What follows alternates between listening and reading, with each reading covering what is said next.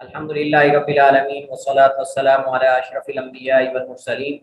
نبینا محمد وعلی آلہ واصحابہ اجمعین، اما بعد۔ اللہ تعالیٰ کے اسماء و صفات کے حوالے سے ہم نے کچھ قواعد و اصول پڑھے۔ اس کے بعد ہمارے پاس جو موضوع ہے وہ اللہ تعالیٰ کے ناموں اور صفات کے چند ایک جو آثار ہیں، آثار ایمانیہ۔ آثار ایمانیہ یعنی اللہ تعالیٰ کے ناموں سے ہمیں کیا ملتا ہے، اور پھر انسان جو ہے وہ جب ان ناموں پہ غور و فکر کرتا ہے تو اس کے نتیجے میں انسان کے اوپر اس کے اثرات کیا مرتب ہوتے ہیں۔ اس حوالے سے انشاءاللہ ہم چند ایک ناموں کا تعارف کریں گے، سب ناموں کا نہیں، ہم چند ایک ناموں کا بیچ میں سے اللہ تعالیٰ کے ناموں میں سے کچھ منتخب جو اسماء ہے اور صفات ہیں ان کا انشاءاللہ تعارف کریں گے۔ تو آج ہمارے پاس 3 اللہ تعالیٰ کے نام ہیں جن کے ہم آثار ایمانیہ پر بات کریں گے۔ سب سے پہلے اللہ تعالیٰ کا اسم رحمان ہے، اس کے بعد اللہ تعالیٰ کا جو اسم رحمان کے بعد الجمیل ہے، اور الجمیل کے بعد الشاکر اور الشکور ہے۔ انشاءاللہ اس پہ ہم ان 3 اللہ تعالیٰ کے ناموں پہ بات کریں گے۔ مزید انشاءاللہ اگلے ہمارے جو 1-2 لیکچرز ہیں انشاءاللہ وہ بقیہ جو اللہ تعالیٰ کے اسماء و صفات ان کے آثار ایمانیہ پر بات ہوگی۔ تو سب سے پہلے اللہ تعالیٰ کا نام الرحمن ہے۔ الرحمن یہ فعلان کے وزن پر ہے، الرحمن یہ فعلان کے وزن پر ہے، اور آپ جانتے ہیں کہ فعلان کے وزن پر جو بھی صیغہ آتا ہے وہ بڑھنے اور کثرت کے معنی میں آتا ہے۔ اس میں بڑھنے کا معنی پایا جاتا ہے اور کثرت کا معنی پایا جاتا ہے، یعنی کسی چیز کی کثیر تعداد یا کثرت کو جب بیان کرنا مقصود ہو تو فعلان کے وزن پر لایا جاتا ہے۔ جیسا کہ ہم کہتے ہیں رجل شبعان، سیر ہو کر جس نے کھایا ہو، پیٹ بھرا ہوا ہو جس کا، اس کو کہتے ہیں رجل شبعان، بھرا ہوا آدمی، پیٹ بھرا ہوا آدمی۔ رجل غضبان، غصے سے بھرا ہوا آدمی۔ رجل ظمآن، پیاسا آدمی یعنی بہت زیادہ پیاسا آدمی۔ رجل کوب ملآن، کوب ملآن یعنی گلاس پانی کا بھرا ہوا۔ اسی طرح جتنے بھی اس وزن پر جو صیغے آتے ہیں وہ سارے کے سارے جو ہے ان کے اندر بھرنے کا معنی پایا جاتا ہے اور کثرت کا معنی پایا جاتا ہے۔ اس وجہ سے رحمان کو فعلان کے وزن پہ لایا گیا تاکہ بیان کیا جائے کہ اللہ کی رحمت بہت وسیع ہے، اللہ تعالیٰ کی رحمت کی وسعت بہت زیادہ ہے، انسان سوچ بھی نہیں سکتا کہ اللہ تعالیٰ کی رحمت جو ہے وہ کتنی وسیع ہے۔ اس وجہ سے اللہ تعالیٰ نے حدیث قدسی کے اندر فرمایا ان رحمتی سبقت غضبی، بے شک میری رحمت میرے غصے پہ غالب ہے۔ اور اللہ تعالیٰ کے عرش پر یہ لکھی ہوئی عبارت ہے، جیسا کہ حدیث میں ہے اللہ تعالیٰ کے عرش پر یہ عبارت لکھی ہوئی ہے، یعنی گویا کہ اللہ تعالیٰ کے یہ عرش کا یہ مین ٹائٹل ہے ان رحمتی سبقت غضبی، بے شک میری رحمت میرے غصے پر غالب ہے۔ اللہ تعالیٰ کی رحمت 2 طرح کی ہے، ایک عام ہے اور ایک خاص ہے۔ اللہ تعالیٰ اپنی تمام مخلوقات پہ بلا تفریق، کوئی کافر ہو یا مسلمان ہو، منافق ہو یا کوئی ملحد ہو، بڑے سے بڑا بھی اگر اللہ کا کوئی دشمن ہے، حتیٰ کہ فرعون بھی جو اپنے آپ کو رب کہنے والا، انا ربکم الاعلیٰ کہنے والا تھا، اللہ تعالیٰ اس پہ بھی جو ہے وہ رحمت کرتا تھا، اللہ تعالیٰ اس پہ بھی رحم کرتا تھا، اور اللہ کے رحم کا نتیجہ ہی تھا کہ اس کے پاس دنیا کی ساری نعمتیں تھیں، اس کے پاس بادشاہت تھی، اس کے پاس لشکر تھے، اس کے پاس جو ہے وہ مال و زر تھا، اس کے پاس گھوڑے تھے، اس کے پاس دنیا کی ساری آسائشیں اور آرام دہ چیزیں تھیں۔ تو یہ اللہ تعالیٰ کی رحمت کی وسعت ہے کہ اللہ تعالیٰ جو ہے وہ بندوں کے گناہوں کو نہیں دیکھتا، اللہ تعالیٰ اپنے بندوں کو اپنے بندے دیکھ کر، یعنی کہ میرے یہ بندے ہیں، اللہ تعالیٰ ان پہ رحمت اور شفقت کرتا ہے۔ تو اللہ تعالیٰ کی عام رحمت میں تمام مخلوقات شامل ہیں، جس میں اللہ تعالیٰ کا بندوں کو پیدا کرنا یہ اللہ کا بہت بڑا اللہ تعالیٰ کا بہت بڑا فضل و کرم ہے، اللہ تعالیٰ نے ہمیں بنایا ہے، اور اس کے بعد اللہ تعالیٰ کا بندوں کو رزق دینا، پالنا رب العالمین ہے، اور انہیں صحت دینا، تندرستی دینا، عافیت دینا، اولاد دینا، اور پھر تمام مخلوقات انسان کے تابع کر دینا، جس میں نباتات ہیں، جمادات ہیں، حیوانات ہیں، ان تم سب چیزوں کو انسان کے تابع کر دینا، مسخر کر دینا، یہ اللہ تعالیٰ کا محض جو ہے وہ فضل و کرم ہے، اور یہ اللہ کی رحمت عام ہے، عامہ ہے، خاصہ نہیں ہے۔ اللہ تعالیٰ قرآن کریم میں اپنی اس رحمت کی وسعت کو بیان کرتے ہوئے عام رحمت جو شامل ہے تمام مخلوقات کو، اللہ تعالیٰ فرماتا ہے ربنا وسعت کل شیء رحمۃ وعلما، یہ فرشتوں کے قبیل سے ان کی زبان سے یہ اللہ تعالیٰ فرما رہا ہے کہ اے ہمارے رب، تو نے ہر چیز کو رحمت اور علم سے گھیر رکھا۔ اللہ کی رحمت ہر چیز کو گھیرے ہوئے ہے، اللہ کی رحمت ہر چیز کو گھیرے ہوئے ہے، ہم اس کا احصاء اور اس کا اعداد و شمار اور اس کا احاطہ نہیں کر سکتے۔ اللہ تعالیٰ کی رحمت کی دوسری قسم خاص ہے، رحمت خاصہ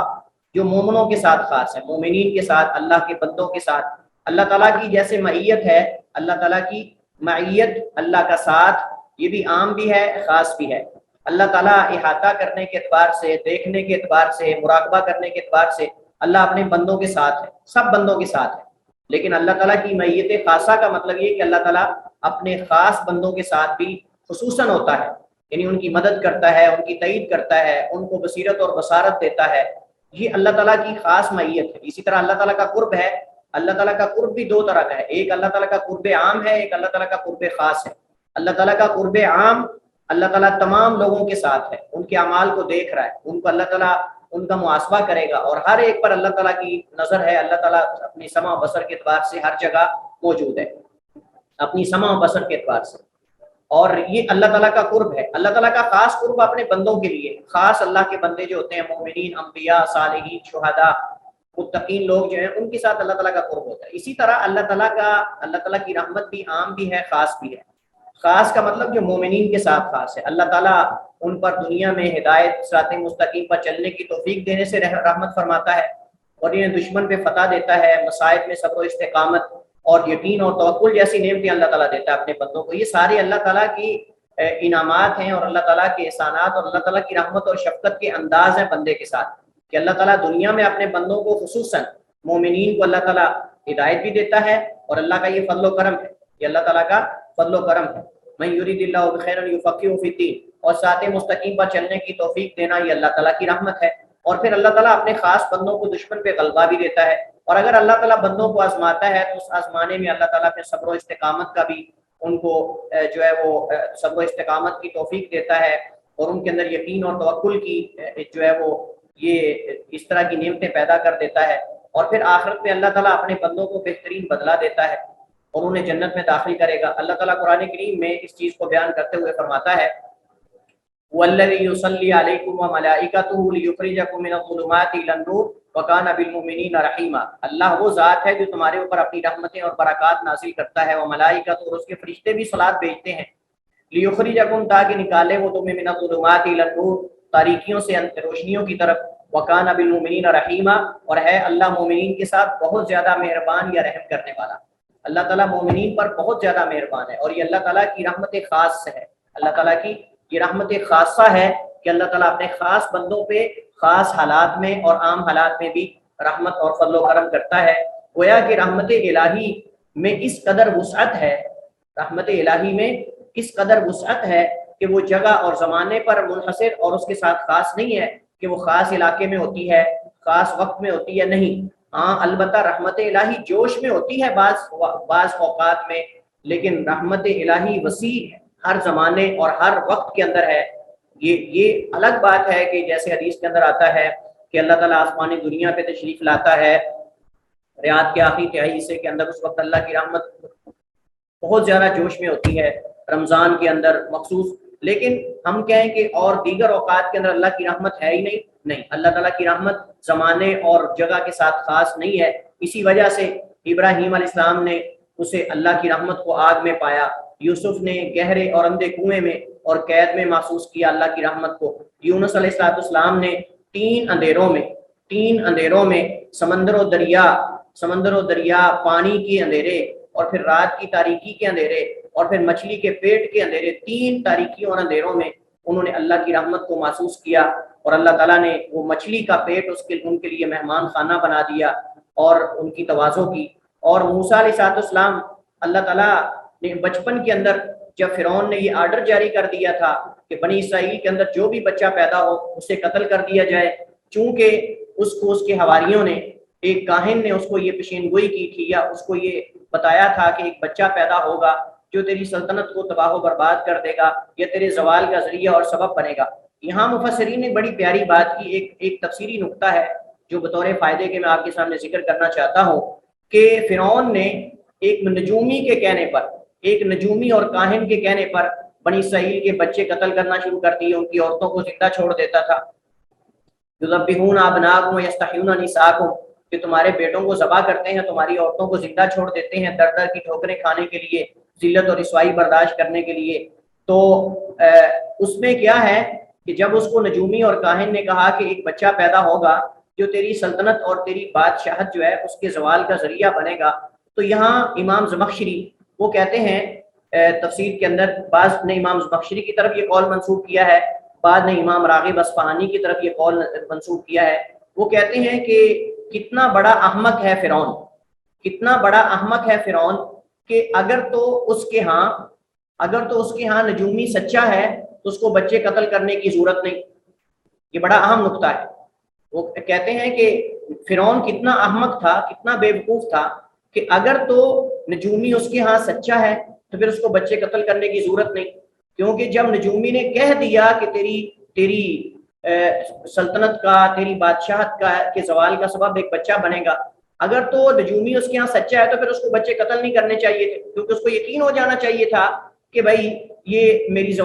میرا زوال قریب ہے اور میری سلطنت تباہ ہونے والی ہے، ایک بچہ کرے گا. اب اس میں اس کو پتا ہے کہ جب سچ ہے تو پھر چاہے قتل کر بھی لے تو اس کی سلطنت کو زوال ہے ہی ہے. اور یا پھر اس وجہ سے احمق ہے کہ اگر اس کے ہاں نجومی جھوٹا ہے تو پھر بلا وجہ بچے کیوں قتل کر رہا ہے، پھر معصوم جانے کیوں جو ہے وہ گنوا رہا ہے. یعنی ہر دو اعتبار سے فرعون احمق ثابت ہوا، فرعون بیوقوف ثابت ہوا. اگر تو نجومی سچا ہے تو پھر بچے قتل کرنے میں فائدہ کوئی نہیں، اور اگر نجومی جھوٹا ہے تو پھر بھی بچے قتل کرنے میں فائدہ کوئی نہیں، پھر بیکار اور فضول بچے قتل کر رہا ہے، اس کا فائدہ ہی نہیں کیونکہ وہ جھوٹا ہے اور ایسا ہونا ہی نہیں، اور اگر ہونا ہے تو پھر بچے قتل کرنے کا فائدہ کوئی نہیں. یہ بڑی زبردست نقطہ ہے، تفسیری نقطہ ہے جو بعض مفسرین نے نقل کیا ہے. تو اللہ تعالیٰ نے موسیٰ کو بچپن میں فرعون کے محل کے اندر خاص رحمت اور فضل و کرم کرتے ہوئے اللہ تعالیٰ نے موسیٰ کو بچایا. اور دیکھیں فرعون نے آرڈر جاری کیا تھا بچے قتل کرنے کا، اللہ نے موسیٰ کو فرعون کے گھر کے اندر ان کی پرورش کی. اللہ نے کہا کہ فرعون تو بچے قتل کر رہا ہے، میں تیرا دشمن تیرے گھر کے اندر پالوں گا، میں تیرا دشمن تیرے گھر کے اندر پالوں گا. اس وجہ سے اللہ تعالیٰ آتا ہے کہ اے موسیٰ ہم نے تیرے اوپر 2 بار احسان کیا ہے. وَلَقَدْ مَنَنَّا عَلَيْكَ مَرَّةً أُخْرَىٰ إِذْ أَوْحَيْنَا إِلَىٰ أُمِّكَ مَا يُوحَىٰ، جب ہم نے تیری ماں کی طرف وحی کی، أَنِ اقْذِفِيهِ فِي التَّابُوتِ فَاقْذِفِيهِ فِي الْيَمِّ فَلْيُلْقِ الْيَمُّ بِالسَّاحِلِ فَلْيَأْخُذْ عَدُوٌّ لِّي وَعَدُوٌّ لَّهُ، اس کو ایک صندوق کے اندر بند کر کے پانی کے اندر ڈال دو، دریا کے اندر ڈال دو، اس کو میرا اور اس کا دشمن پکڑ لے گا اور پھر اس کی پرورش کرے گا. تو آپ دیکھیں کہ کیسے اچھا. پھر اللہ تعالیٰ نے دوسرا اس سے بڑا احسان کیا کیا کہ وہ ماں قریب تھی کہ ممتا کی محبت کے اندر آ کر وہ راز کو فاش کر دیتی، لیکن اللہ تعالیٰ نے اس کے دل پر صبر و استقامت کا جو ہے وہ صبر و استقامت کا القاء کیا اور اس کے دل کے اندر صبر کو ڈال دیا، جس کی وجہ سے انہوں نے وہ راز فاش نہ کیا. اور پھر جو ہے اللہ کے خاص فضل و کرم سے وہی موسیٰ اپنی ماں کا دودھ بھی پیتے رہے اور شاہی محل کے اندر جا کر ان کی ماں دودھ پلاتی رہی اور ان کو اجرت بھی ملتی رہی، گھر والوں کے کھانے پینے کا بندوبست بھی ہوتا رہا دودھ پلانے کی وجہ سے. اور اللہ نے فرعون کے دربار کے اندر اس کے گھر کے اندر جو ہے موسیٰ کی پرورش کی. اور پھر جب فرعون ظالم بن کر موسیٰ اور بنی اسرائیل کے پیچھے دوڑا ان کو شہید کرنے کے لیے، قتل کرنے کے لیے، تو اللہ نے دریا کو جو ہے وہ ملا دیا اور اس کے اندر جو ہے وہ اللہ نے موسیٰ کو اور اس کی قوم کو نجات دی. اللہ نے فرعون اور اس کی قوم کو اس دجلہ یا اس کے اندر جو ہے وہ اللہ تعالیٰ نے اس کو نیل کے اندر غرق کر دیا، جیسا کہ قرآن کریم کے اندر اس بات کی طرف اشارہ اور وضاحت موجود ہے. اللہ تعالیٰ نے موسیٰ پر احسان کیا اور خاص رحمت کی، نبی کائنات صلی اللہ علیہ وسلم پر اللہ تعالیٰ نے غار کے اندر خاص رحمت کی، بدر و حنین کے اندر اللہ تعالیٰ نے رحمت کی. یہ سارے آثار ہیں اللہ تعالیٰ کی رحمت کے جو ہمیں اپنی زندگیوں کے اندر نظر آتے ہیں. مزید انشاءاللہ اس پہ ہم بات کرتے ہیں نماز کے بعد، یہاں بریک لیتے ہیں نماز کی، اور نماز کے بعد انشاءاللہ ہم دوبارہ اس پر بات کرتے ہیں. واللہ تعالی اعلم. السلام علیکم ورحمۃ اللہ وبرکاتہ. اللہ والصلاۃ والسلام علی رسول اللہ وعلی آلہ وصحبہ ومن والا، اما بعد. اگر ہم اللہ تعالیٰ کے جو نام ہیں، اللہ تعالیٰ کے اسماء اور اللہ تعالیٰ کی صفات، اسماء اللہ الحسنى و صفاتہ العلی، اگر ہم اس انداز میں ان کو سمجھنے کی کوشش کریں، اس انداز میں ہم ان ناموں پہ غور و فکر کریں، تو اس کے آثار ہماری زندگی پہ نمایاں نظر آئیں. حتیٰ کہ آپ دیکھیں کہ اگر اللہ تعالیٰ کے ناموں کو اس انداز سے اگر کوئی کافر بھی پہچاننے کی کوشش کرتا ہے، تدبر کرتا ہے، تو اس کے دل میں بھی نہ چاہتے ہوئے بھی اللہ کی محبت پیدا ہو جاتی ہے. اس وجہ سے علامہ ابن القیم رحمہ اللہ تعالیٰ کا میں آپ کو قول اکثر ذکر کیا کرتا ہوں کہ وہ فرماتے ہیں من عرف اللہ باسمائہ وافعالہ او ومن عرف اللہ باسمائہ وصفاتہ وافعالہ احبہ لا محالہ. جو اللہ تعالیٰ کو اس کے اسماء سے، اس کے ناموں سے، اس کی صفات اور افعال کے ذریعے پہچان لیتا ہے، وہ یقیناً اللہ سے نہ چاہتے ہوئے بھی اس کو محبت ہو جاتی ہے. اللہ سے ہر صورت میں اس کو محبت ہوتی ہے، لازمی طور پہ اللہ سے محبت کرنے والا ہو جاتا ہے. تو اگر ہم اللہ تعالیٰ کے ناموں کو اس انداز میں ان کی گہرائی میں جا کر ان کے آثار میں غور و فکر کرنے کے بعد اگر ہم جانتے ہیں تو یقیناً ان کے آثار ہماری زندگی پر بھی مرتب ہوں گے۔ تو جو اس نام پہ غور و فکر کرتا ہے اس کے دل میں مندرجہ ذیل آثار نمایاں ہوں گے۔ نمبر ایک، یعنی اس کی زندگی میں آپ کو نظر آئیں گے، نمبر ایک محبت، دل میں اللہ تعالیٰ کی محبت پیدا ہوگی، اور بھلا انسان اس سے کیسے محبت نہ کرے اس ذات سے جو اس پہ ماں سے بھی بڑھ کر رحم کرنے والا ہو، یعنی اس ذات سے کیوں نہ محبت ہو جائے انسان کو جو اس سے اس کی ماں سے بڑھ کر بھی زیادہ محبت رکھتا ہے۔ اللہ تعالیٰ کی محبت بندے کے ساتھ کتنی ہے آپ اس کا اندازہ اس حدیث سے لگا سکتے ہیں۔ حضرت عمر بن خطاب رضی اللہ تعالی عنہ روایت کرتے ہیں، فرماتے ہیں قدیمہ علی النبی صلی اللہ علیہ وسلم صبی، اللہ کے نبی علیہ السلام کے پاس کچھ لونڈیاں آئی، فَإِذَا امْرَأَةٌ مِنَ الصَّبِي، ایک لونڈی ان لونڈیوں میں سے، قد تحلب ثدییہا، وہ دودھ اپنا نکال کر اپنے بچے کو پلا رہی، تحلب ثدییہا تسقی، اپنی چھاتی کو نکال کر اپنے بچے کو دودھ پلا، تحلب ثدییہا تسقی اذا وجدت صبیا فی الصبا اخذته، اس کا ہاں تو اس کا جو پستان تھا وہ دودھ سے بھرا ہوا تھا، اذا وجدت صبیا، تو اچانک اس نے ایک بچے کو دیکھا، فی الصبی، غلاموں میں یا جو لونڈیاں تھیں ان میں، اخذته، تو اسے پکڑ لیا، یعنی کافی عرصہ چونکہ بیٹا اس کا گم تھا، غلاموں کے اندر کہیں اس کا بیٹا بھی جو ہے وہ آ گیا، اور دودھ نہ پینے کی وجہ سے اس عورت کی چھاتی جو ہے وہ دودھ سے بھری ہوئی تھی، اور وہ بیٹے کی تلاش میں، اپنے بچے کی تلاش میں ماری ماری پھر رہی تھی۔ تو اچانک اس نے ایک بچہ دیکھا جو لونڈیوں کے اندر یا غلاموں کے اندر جو قیدی تھے ان کے اندر تھا، اخذته، تو اسے جلدی سے پکڑ لیا، فلسقته ببطنها، اور اسے اپنے پیٹ کے ساتھ چپکا لیا، وارضعته، اور دودھ پلانا شروع کر دیا۔ اللہ کے نبی علیہ السلام یہ سارا جو طرز عمل ہے اس عورت کا یہ دیکھ رہے تھے۔ نبی علیہ السلام اس عورت کے طرز عمل کو دیکھ رہے تھے کہ اس نے کیسے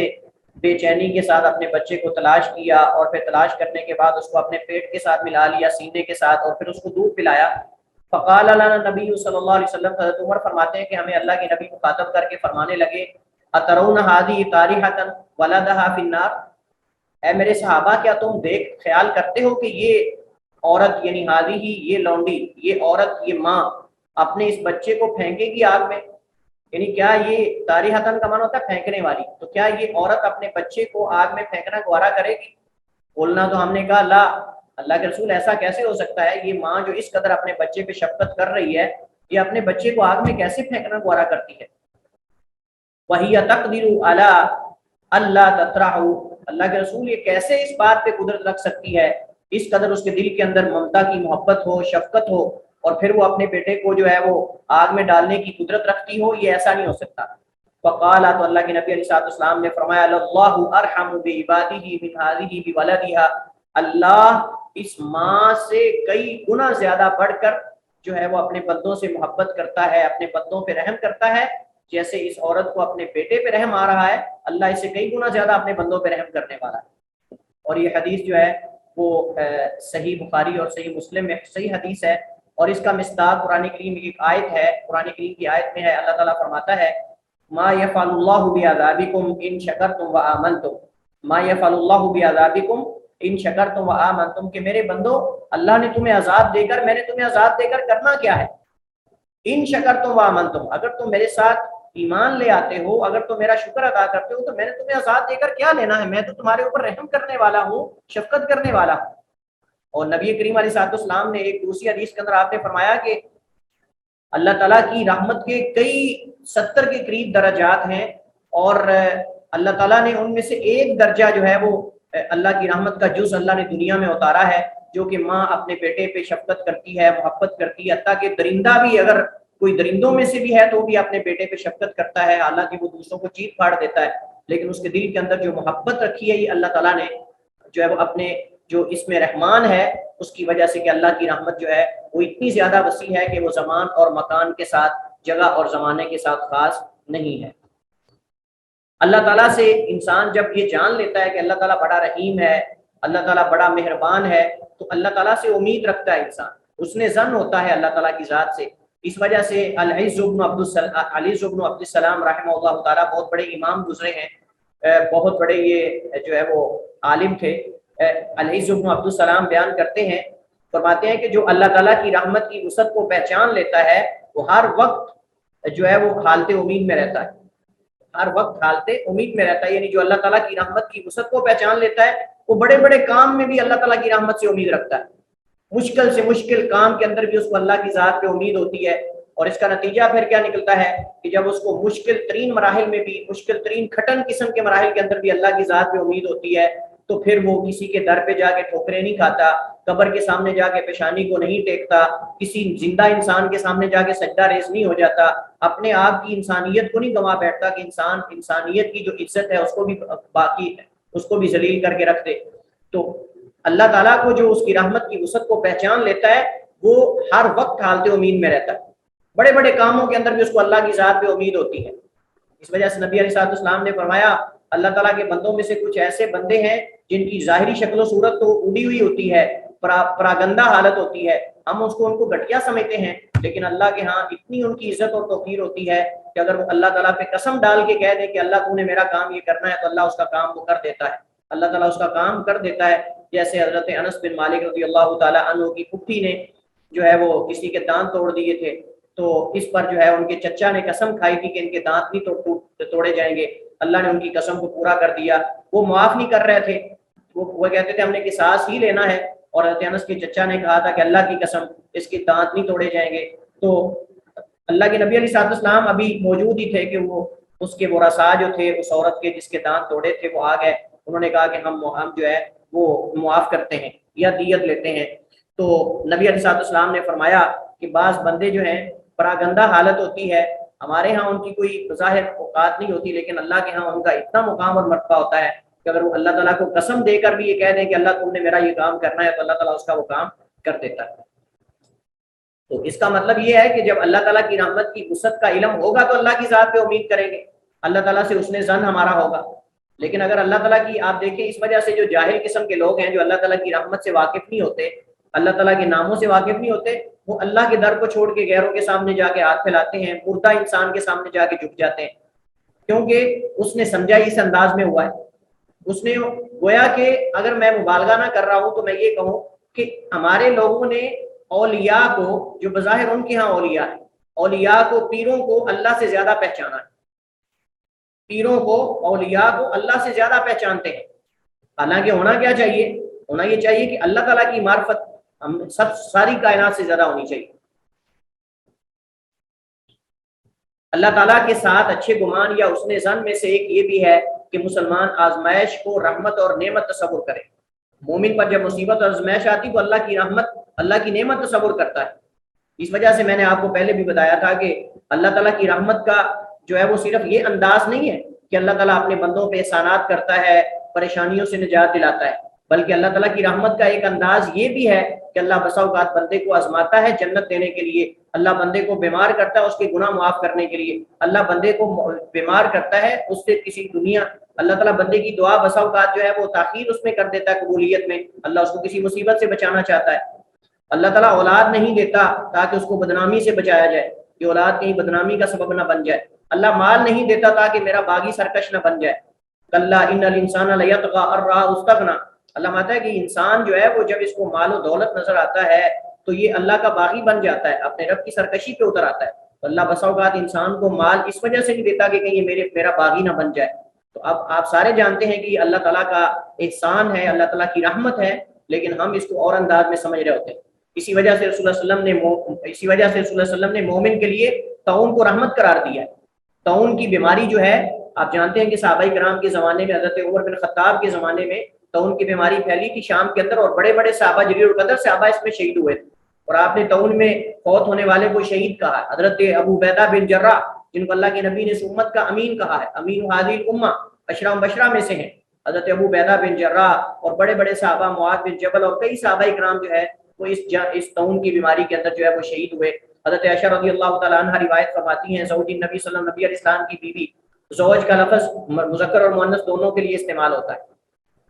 قالت فرماتی ہیں، سألت رسول اللہ صلی اللہ علیہ وسلم، میں نے اللہ کے نبی سے سوال کیا، یعنی طاعون کی بیماری کے بارے میں،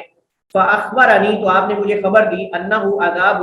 کی عذاب ہے یبعث اللہ علی من یشاء جس پر اللہ مسلط کرتا ہے جس پر چاہتا ہے اور یہ وان اللہ جعلہ اور اللہ نے اسے بنا دیا ہے رحمت للمؤمنین مومنوں کے لیے رحمت تو یہ بعض لوگوں کے لیے عذاب کا ذریعہ ہوتا ہے بعض لوگوں کے لیے اللہ کی رحمت اور مومنوں کے لیے اللہ کی رحمت کا ذریعہ ہوتا ہے کہ اللہ تعالیٰ ان کو اس کے لیے اجر عظیم دینا چاہتا ہے اللہ تعالیٰ اس کے لیے اجر عظیم سے نوازنا چاہتا ہے اور شہادت کے مرتبے پہ اللہ تعالیٰ فائز کرنا چاہتا ہے اس وجہ سے نبی علیہ السلام نے فرمایا کہ طاعون کی بیماری میں فوت ہونے والا شہید ہے تو فرمایا وَأَنَّ اللَّهَ جَعَلَهُ رَحْمَةً لِلْمُؤْمِنِينَ اللہ تعالیٰ نے اسے مومنوں کے لیے رحمت بنایا اس وجہ سے بڑے بڑے صحابہ کرام طاعون کی بیماری میں شہید ہوئے شام کے علاقے کے اندر لیس من احد نبی علیہ السلام نے فرمایا لیس من احد نہیں ہے لائق کسی ایک کے یقع طاعون جب طاعون واقع ہو جائے فیمکث فی بلدہ صابرا محتسبا تو اسے چاہیے کہ وہ اس شہر کے اندر صابر بن کر اور احتساب اور ثواب کی نیت سے رکا رہے پھر وہاں سے بھاگے نہ پھر وہاں سے نکلے نہ بلکہ اگر طاعون کی بیماری واقع ہو جائے اور وہ اس میں ہو تو اس کو چاہیے کہ وہ صبر و استقامت کا مظاہرہ کرے اللہ تعالیٰ سے ثواب کی اور شہادت کی امید رکھے یعلم انہ لا یصیبہ اور اس بات کا اس کو علم ہونا چاہیے کہ نہیں اس کو پہنچ سکتی کوئی بھی چیز الا مگر ما کتب اللہ لہ جو اللہ نے اس کے لیے لکھ دی ہے الا مگر کان لہ مثل اجر شہید اللہ اس کو شہید کا اجر عطا فرماتا ہے جو بندہ اس انداز میں طاعون کا دفاع کرتا ہے اور طاعون کے ساتھ تعامل کرتا ہے کہ وہ ثواب کی نیت سے صبر و استقامت کا مظاہرہ کرتا ہے ثواب کی نیت رکھتا ہے اور یہ عقیدہ رکھتا ہے کہ اللہ کے حکم سے جو کچھ آتا ہے وہ آتا ہے اور اس کے علاوہ کوئی نہیں مصیبت لا سکتا تو اس کو شہادت کا مرتبہ اللہ تعالیٰ عطا فرماتا ہے نمبر 3 اللہ تعالیٰ کی جو صفت رحمت ہے رحمان نام کے آثار میں سے ایک یہ بھی ہے کہ مخلوق پر انسان رحمت اور شفقت کرتا ہے بندے کے دل میں مخلوق کے بارے میں رحمت اور شفقت کا پایا جانا یہ رحمت الہی کا فیضان ہے یہ رحمت الہی کا فیضان ہے بندہ جس قدر اللہ تعالیٰ کی صفت رحمت پہ غور و فکر کرے گا اسی قدر اس کے دل میں مخلوق کے بارے میں رحمت پیدا ہو رحمت بڑھے گی اسی وجہ سے رسول اللہ صلی اللہ علیہ وسلم مخلوقات میں سب سے زیادہ مخلوق پہ رحم کرنے والے تھے اللہ کے نبی علیہ السلام چونکہ اللہ تعالیٰ کی رحمت کو زیادہ جانتے تھے اللہ تعالیٰ کی رحمت کی وسعت سے واقف تھے ہم سے بڑھ کر اس وجہ سے آپ اللہ کی مخلوق پہ زیادہ رحم کرنے والے تھے آپ جو ہے وہ اپنوں پہ بھی بیگانوں پہ بھی آپ جو ہے وہ جانوروں پہ بھی انسانوں پہ بھی ہر ایک پر رحم اور شفقت کرنے والے تھے وما ارسلناک الا رحمۃ للعالمین اور اسی وجہ سے اللہ تعالیٰ نے آپ کو قرآن کریم میں رحیم قرار دیا ہے اللہ تعالیٰ نے قرآن کریم میں آپ کو رحیمن قرار دیا ہے اللہ تعالیٰ فرماتا ہے لقد جاءکم رسول من انفسکم عزیز علیہ ما عنتم حریص علیکم بالمؤمنین رؤوف الرحیم کہ تمہارے پاس ایک ایسا رسول آ گیا جو تمہارے نفسوں میں سے تم میں سے ہے عزیز علیہ بہت گراں گزرتا ہے اس پر ما عنتم تمہارا مشقت میں پڑ جانا حریص علیکم وہ تمہارے اوپر بہت حریص ہے کہ تم مومن ہو جاؤ جنت میں داخل ہو جاؤ رؤوف اور بالمؤمنین رؤوف الرحیم اور مومنوں کے ساتھ بہت زیادہ شفقت کرنے والا اور رحم کرنے والا مہربان ہے رسول اللہ صلی اللہ علیہ وسلم نے امت کو رحمت اور شفقت کی ترغیب دلائی ہے آپ صلی اللہ علیہ وسلم نے بہت ساری حدیث کے اندر اللہ تعالیٰ کی مخلوقات پہ رحم کرنے اور شفقت کرنے کا درس دیا ہے ترغیب دلائی ابھارا ہے رغبت دلائی ہے حضرت جریر بن عبداللہ بجلی رضی اللہ تعالیٰ عنہ سے روایت ہے فرماتے ہیں قال رسول اللہ صلی اللہ علیہ وسلم نبی علیہ السلام نے فرمایا لا يرحم اللہ من لا يرحم الناس یا لا يرحم لا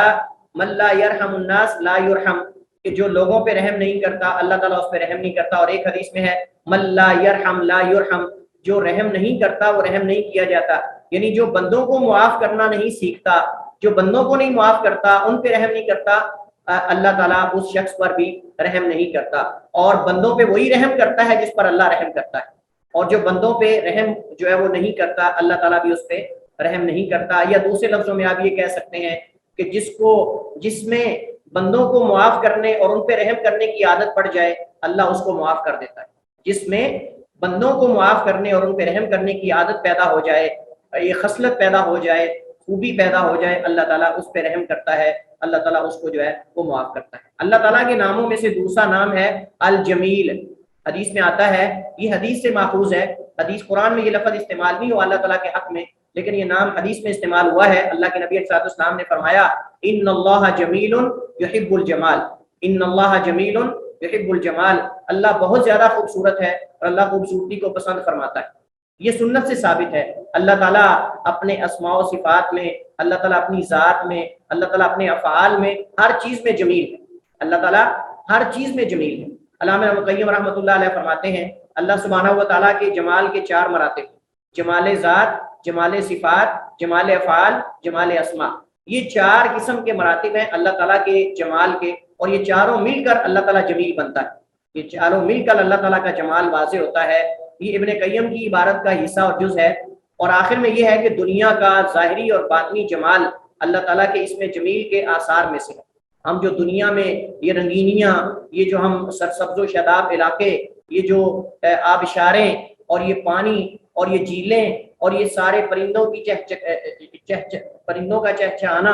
اور یہ مختلف قسم کی بولیاں اور خوبصورت مچھلیاں اور یہ ساری مخلوقات جو ہیں کہ اللہ تعالیٰ کے جمال کا مظہر ہے، اللہ تعالیٰ کے اسم جمیل کے آثار ہیں جو ہمیں مخلوق کے اندر بھی نظر آتے ہیں۔ لہٰذا جب ہمارا اللہ، ہمارا خالق و مالک جمیل ہے، خوبصورت ہے، اپنے نام میں، اپنی صفات میں، اپنے افعال میں، اپنی ذات میں اللہ تعالیٰ خوبصورت اور جمیل ہے، تو اللہ تعالیٰ ہم سے تقاضا کرتا ہے کہ ہم بھی اس اللہ کی ذات کے لیے خوبصورت بن کر رہیں۔ اللہ نے جو نعمتیں دی ہیں ان کا اثر ہمارے اوپر نظر آنا چاہیے، اور یہ اللہ تعالیٰ کے جمال میں سے ایک اس کے عمل کا ایک طریقہ ہے، اللہ تعالیٰ کے ناموں پہ عمل کی ایک صورت ہے کہ ہم بھی جمیل بن کے رہیں، ہم بھی خوبصورت بن کے رہیں، اچھا لباس پہنیں، خوشبو لگائیں اور غسل کر کے رکھیں، اب خوبصورتی اختیار کریں، لیکن اس کے اندر اسراف نہیں ہونا چاہیے۔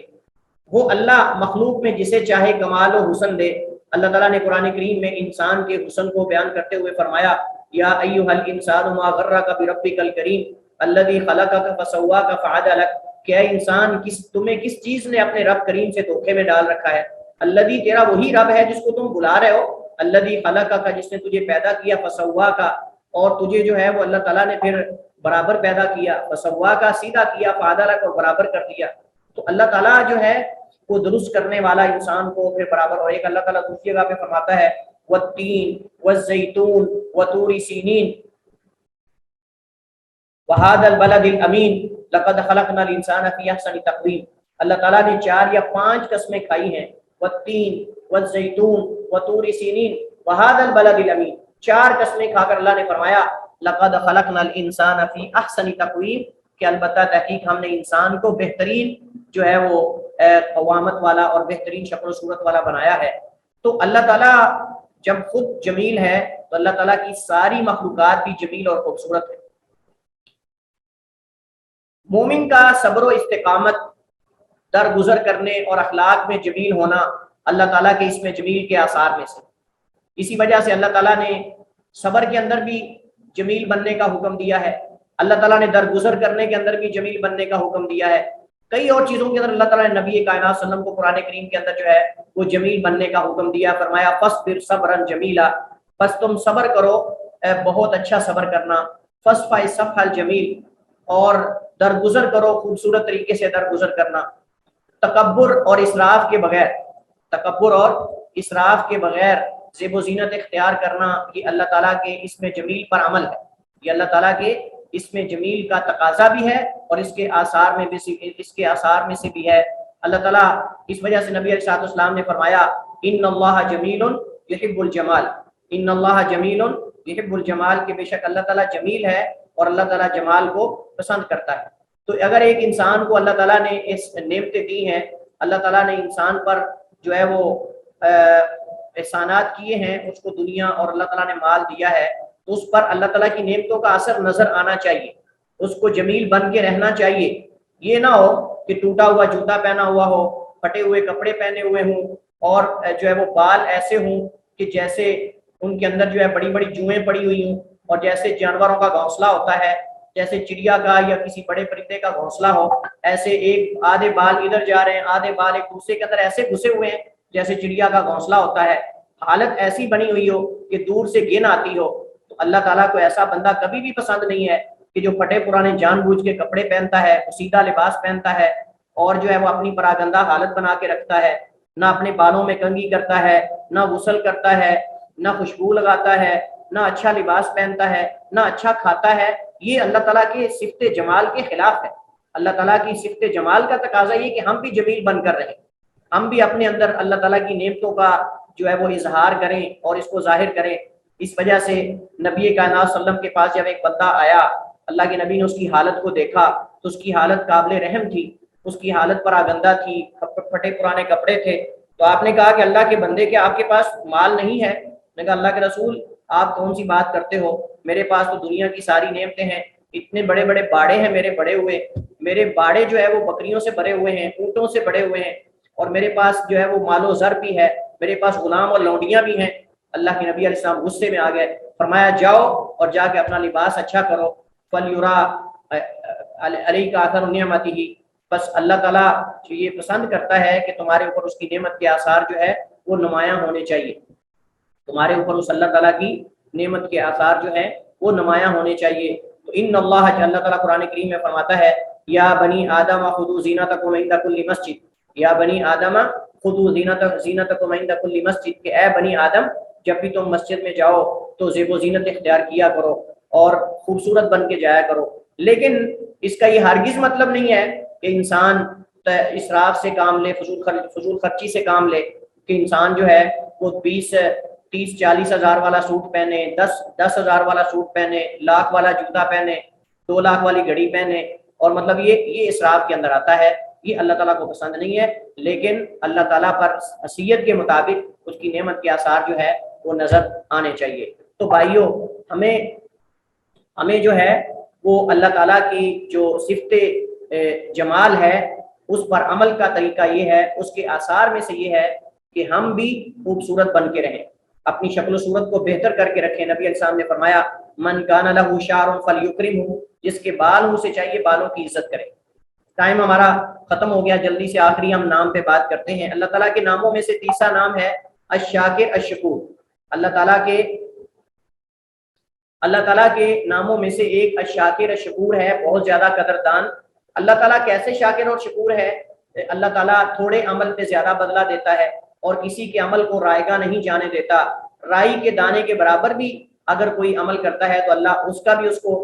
بدلہ دیتا ہے، اور اس میں کسی قسم کی بھی کمی بیشی اللہ تعالیٰ نہیں کرتا. فَمَن يَعْمَلْ مِثْقَالَ ذَرَّةٍ خَيْرًا يَرَهُ وَمَن يَعْمَلْ مِثْقَالَ ذَرَّةٍ شَرًّا يَرَهُ. جو خیر کا ذرہ بھی عمل کرے گا وہ بھی دیکھ لے گا، اور جو شر کا ذرہ بھی عمل کرے گا اللہ تعالیٰ اس کو بھی اسے دکھا دے گا. بندہ جب اللہ تعالیٰ کے ان دونوں ناموں پہ تدبر کرتا ہے، شاکر اور شکور پہ، تو اس کے نتیجے میں وہ شکر گزار بن جاتا ہے. دل، زبان، اعضاء سے اللہ تعالیٰ کا شکر کرنے کی کوشش کرتا ہے. دل سے شکر سے مراد یہ ہے کہ اللہ تعالیٰ کی ظاہری اور باطنی نعمتوں کا اعتراف کرتا ہے. زبان سے شکر سے مراد یہ ہے کہ زبان سے نعمت کا اظہار کرنا، دوسروں کو بیان کرنا اور انہیں شمار کرنا. اللہ تعالیٰ فرماتا ہے وَأَمَّا بِنِعْمَةِ رَبِّكَ فَحَدِّثْ. اور اعضاء سے شکر سے مراد یہ ہے ان نعمتوں کو اطاعت الہی میں استعمال کرنا، اللہ کی معصیت کے کاموں میں استعمال نہ کرنا. یہ بھی اللہ تعالیٰ کی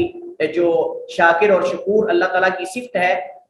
اللہ تعالیٰ کا جو نام ہے، اس کے آثار میں سے یہ کہ بندہ اللہ کا شاکر بن جائے اور اللہ تعالیٰ کا شکر زبان سے بھی کرے، دل سے بھی کرے اور اعضاء سے بھی کرے، جس کی وضاحت ابھی ہم کر چکے ہیں. تو اللہ تعالیٰ کے اعضاء سے شکر سے مراد یہ ہے کہ ہم اللہ کی نعمتوں کو، یہ ہاتھ، یہ آنکھیں، یہ زبان، یہ سارا جسم اللہ کی نعمتیں اور احسانات ہیں، ان کو اللہ تعالیٰ کی اطاعت فرما برداری میں استعمال کریں. اگر اللہ نے مال دیا ہے اللہ کے بندوں میں اللہ کے راستے میں خرچ کریں، اور اس مال کو اچھی راہ میں خرچ کریں، اور اللہ کی اطاعت فرما برداری کے اندر جتنے راستے ہیں ان کے اوپر خرچ کریں. جب اللہ تعالیٰ کسی بندے کو شکر کی توفیق دے دیں تو یہ ایک ایسی نعمت ہے جو مزید شکر کا تقاضا کرتی ہے. یہ بڑی پیاری بات ہے جو ابن قیم کی کلام کے اندر سے کہیں سے لی گئی ہے. وہ یہ ہے کہ ابن قیم فرماتے ہیں کہ اگر کسی کو شکر کی توفیق مل جاتی ہے تو اس کو ایک ایسی نعمت مل گئی ہے جس پر مزید شکر کرنا چاہیے.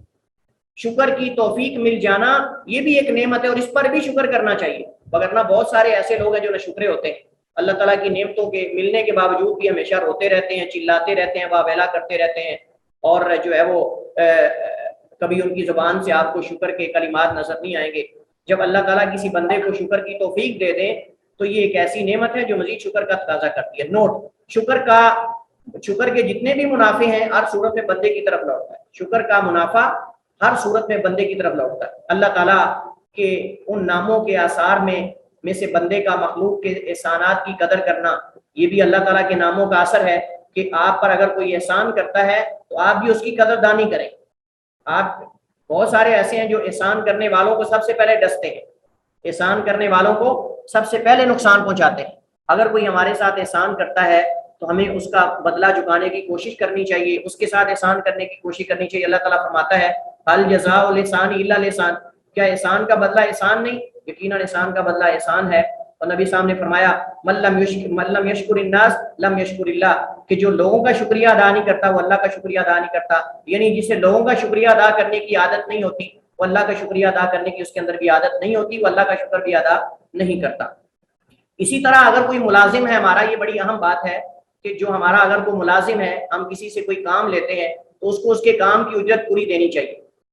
اس کو اس کے کام کی پوری اجرت دینی چاہیے، جیسے اللہ اپنے بندے کے عمل کا پورا بدلہ دیتا ہے، کیونکہ اللہ شاکر اور شکور ہے، قدردان ہے، ایسے ہمیں بھی قدردان ہونا چاہیے۔ ہم بھی اپنے محسنین کے احسانات کا بدلہ چکانے کی کوشش کریں، ان کی تعظیم کریں، ان کی عزت کریں، اور اگر کوئی ہمارا کام کرتا ہے، کوئی ملازم ہے، کوئی اجیر ہے، تو اس کی اجرت کا، اس کے عمل کا اس کو پورا بدلہ دیں، ایک ذرہ بھی، ایک پائی بھی اس کے عمل میں سے، اس کی اجرت میں سے، اس کی تنخواہ میں سے نہیں کاٹنی چاہیے۔ اگر ایک بندے نے ڈیوٹی کی ہے، ملازمت کی ہے، تو اس کو پورا اس کا اجر دینا چاہیے، جیسے آپ اللہ سے اپنے اعمال کے پورے اجر کے طلبگار ہیں اور امید رکھتے ہیں، ایسے اللہ کے بندوں کے ساتھ بھی ہمیں وہی تعامل کرنا چاہیے۔ یہ بھی اللہ تعالیٰ کے جو اس میں شاکر اور شکور ہے اس کے آثار میں سے ہے۔ واللہ تعالیٰ اعلم و احکم، وصلی اللہ وسلم علی نبینا محمد وعلی آلہ وصحبہ وسلم۔